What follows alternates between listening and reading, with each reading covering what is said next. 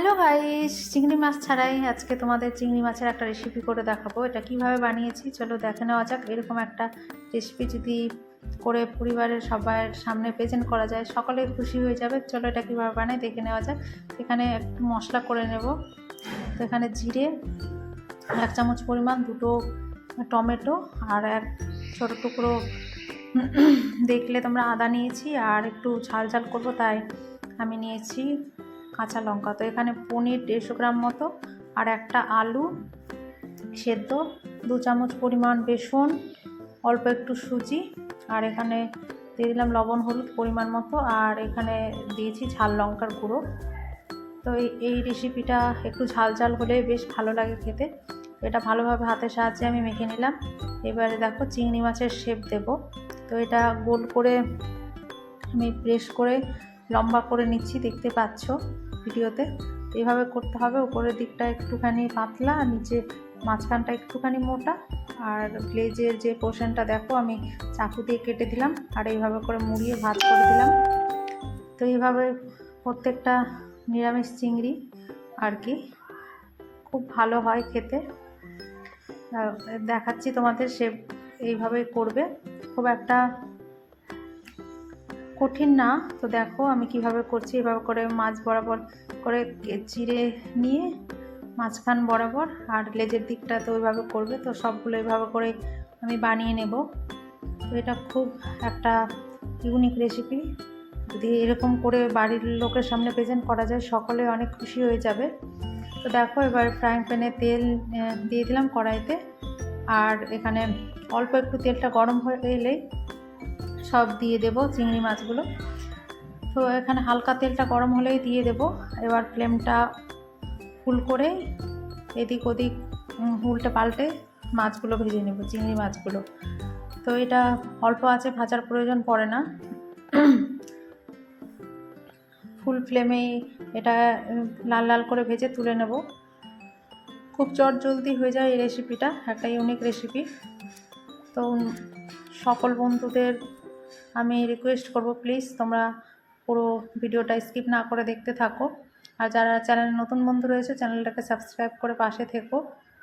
আর অবশ্যই বন্ধুদের মাঝে, ফ্যামিলিদের মাঝে শেয়ার করো ভালো লাগলে রেসিপিটা। তো দেখো মোটামুটি আমি লাল লাল করে ভেজে নিচ্ছি।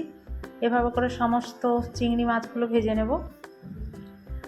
খুব ভালো একটা ইউনিক রেসিপি, খুব ভালো হয়, মজা হয় খেতে।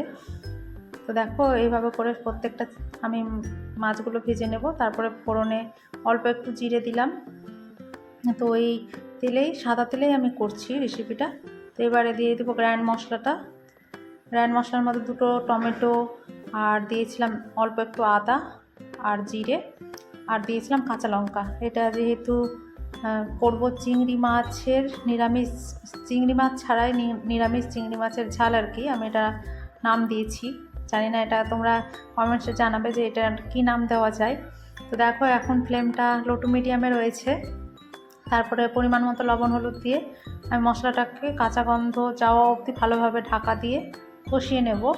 খুব একটা গ্রেভি রাখবো না। তো এটা খুব সহজেই তাড়াতাড়ি হয়ে যায়, মানে যতক্ষণ ওই যে চিংড়ি মাছের শেপটা দিতেই টাইম লাগে, আর এটা রান্না হতে বেশিক্ষণ টাইম লাগে না। তো দেখো অয়েল রিলিজ হয়ে গেছে মশলা থেকে। এবার নাড়িয়ে চাড়িয়ে চিংড়ি মাছগুলো দিয়ে দেব, দিয়ে অল্প একটু জল দেব। তো দেখো এখানে আমি প্রথমে দিয়ে দেবো চিংড়ি মাছগুলো। তো বেশ লাল লাল করে, মোটামুটি লাল লাল করে ভেজেছি। এটা খুব গ্রেভি হলে ভেঙে যাবে আর কি, তো খুব একটা গ্রেভি করবে না। তো দেখো আমি এবারে অল্প একটু উপর থেকে জল দিয়ে ঢাকা দিয়ে রেখে দেব 1 মিনিট 1.5 মিনিটের মতো।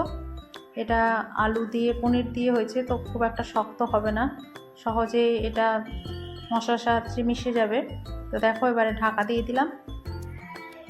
তারপর ঢাকাটা তুলে সার্ভ করে নেব, হয়ে গেছে। আর কিছুই এখানে দেব না।